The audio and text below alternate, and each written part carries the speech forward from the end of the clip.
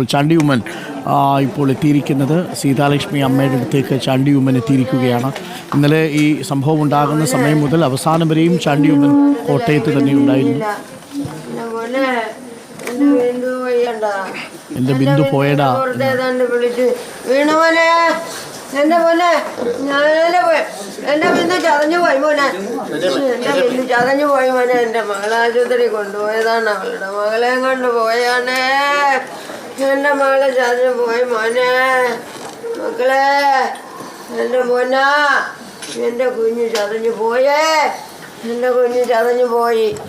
എന്റെ കുഞ്ഞ് അരഞ്ഞ് ഇനിയൊന്നും ബാക്കിയില്ല, ഒന്നും ബാക്കിയില്ല. 9:30 ഞാൻ വിളിക്കുമ്പോൾ തുടങ്ങി അവൾ ഫോണെടുത്തില്ല. 11:30 വരെ ഞാൻ വിളിച്ച് ഫോണെടുത്തില്ല. അത്രയും നേരം അവളെ മണ്ണിനടിയിൽ കിടക്കുമായിരുന്നേ. അവൾ അത്രയും നേരം മണ്ണിനടിയിൽ കിടക്കുമായിരുന്നേ. എൻ്റെ പോനാമച്ചി, എൻ്റെ കുഞ്ഞ് പോയേ. എൻ്റെ വീട്ടിൽ അവളാണ് 2 കുഞ്ഞുങ്ങളെയും പഠിപ്പിച്ച് 2 കാര്യമൊന്നും പറിച്ച് നടക്കുവാണേ. തുണിക്കടയിൽ പോയാൽ എന്ത് കിട്ടാനാ? ഞാനും കിട്ടുന്നുണ്ട്, എനിക്ക് പെൻഷൻ കിട്ടും, അവൻ കൊടുക്കും. അവൻ വല്ലപ്പോഴും ഏതൊരു പണിയൊന്നുമില്ലേ, അവൻ വല്ല കിളയ്ക്കാനോ പറക്കാനോ ഒക്കെ അവൻ പോകും.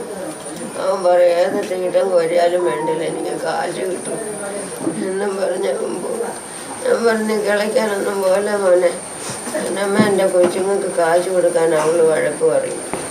അതുകൊണ്ട് ഞാൻ കിളയ്ക്കാൻ പോകും, ചേനയുടെ ചുവട് ചെത്താൻ പോകും. എനിക്ക് മണ്ണിടാൻ പോകണമ്മ, വാഴയ്ക്ക് മണ്ണിടാൻ പോകണം. എനിക്ക് കുറച്ച് കാശേ കിട്ടുള്ളെങ്കിലും മുറ്റം കിട്ടും. എൻ്റെ പൊന്ന് മക്കളെ, എൻ്റെ പൊന്ന് താറന്മാരെ, 2 കുഞ്ഞിലെ പച്ച പിടിപ്പിക്കാൻ വേണ്ടി നടന്ന മകളാണ്. ഇനി ഞാൻ എന്ത് ചെയ്യും? ഈ വയസ്സ് ഞാൻ എന്ത് ചെയ്യും മക്കളെ? എൻ്റെ വയസ്സ് എന്ത് ചെയ്യും മക്കളെ? എൻ്റെ വയസ്സ് ഞാൻ എന്ത് ചെയ്യും? എൻ്റെ കുഞ്ഞുങ്ങളെ ചിറക് പിടിപ്പിക്കാൻ എന്ത് ചെയ്യും ഞാൻ? ഞങ്ങൾക്കൊരു വഴി, എനിക്കൊരു വഴിയില്ല.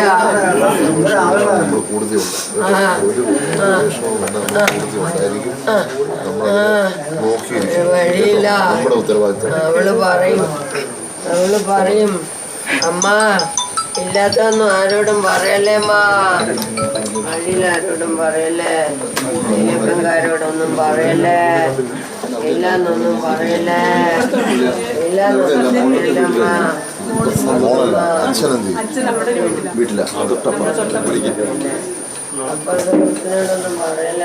ഏറെ സങ്കടപ്പെടുത്തുന്ന കാഴ്ചകളാണ് ആ അമ്മയുടെ കരച്ചിലിന് മുന്നിൽ. നമ്മൾ സാധാരണ പദം പറച്ചിലെന്ന് പറയും. ആ പദം പറച്ചിലിന് മുന്നിൽ ശരിക്കും പറഞ്ഞാൽ ഉള്ളുലയാതെ പിടിച്ചു നിൽക്കാൻ കഴിയില്ല.